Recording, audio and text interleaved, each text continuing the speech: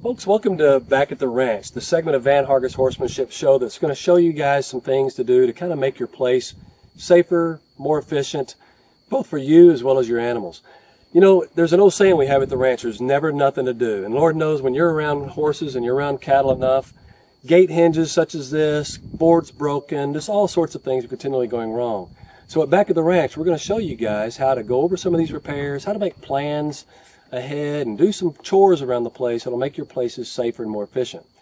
In this particular case, this is actually a fairly common problem we've got here. As you can tell, this gate, these are the types of hinges that are very common on a lot of gates, and this situation here is a very common thing.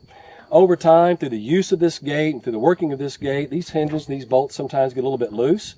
Or in this case, if you can see here, this particular bolt actually broke out. As it broke out, it allowed the gate to drop, and this allowed it to become inefficient, literally off the hinges.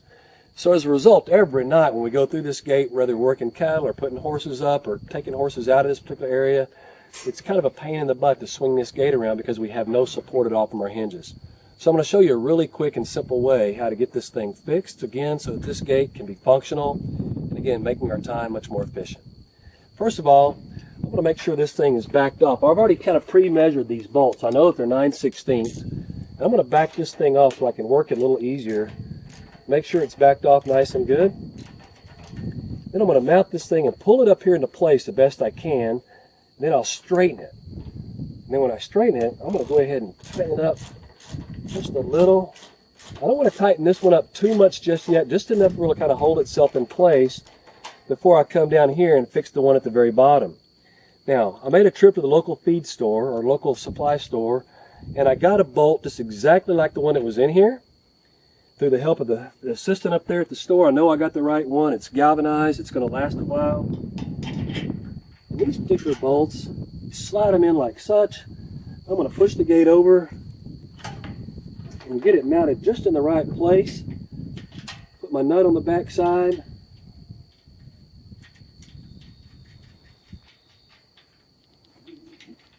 Give that thing a good tighten.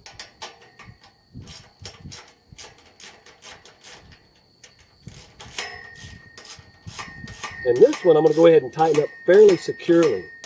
While I'm doing that, I'm going to talk to you a little bit about these bolts here. These types of hinges, we drill holes through this old cedar post. But what we've got to be careful of is over the years, as this cedar post begins to shrink through heat and losing the inside moisture, oftentimes these bolts have become a little bit loose. So if they do get too loose, to keep them from wobbling out, making these holes too much bigger, exposing the post to potential rot, what we can do is go in every so often and check those to make sure the post hasn't shrunk too awfully much. All right, that one right there is fairly snug and fairly tight. Now, one of my favorite ways to hang these types of gates, if you'll notice, this support bar here, it's directly under or right above this hinge, and this hinge is resting right on that.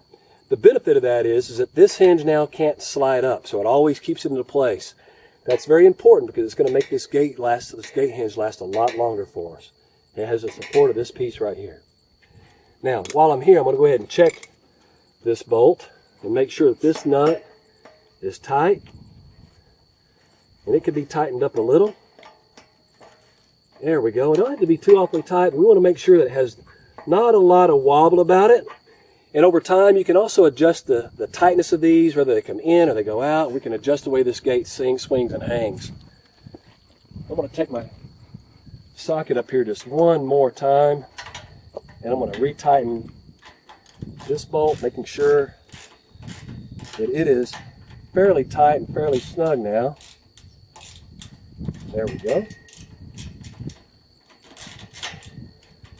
And while it's on, and I'm at this particular location, we'll check this one again. That one's in pretty good shape. Now let's take a quick gander, see how good this thing hangs, and see if it's not better than it was.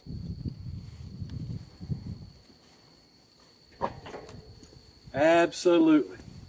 Now that's a functional gate. It'll save us quite a bit on our feeding time. Again, making our place fast and functional and more efficient. Safer for both us as well as our animals.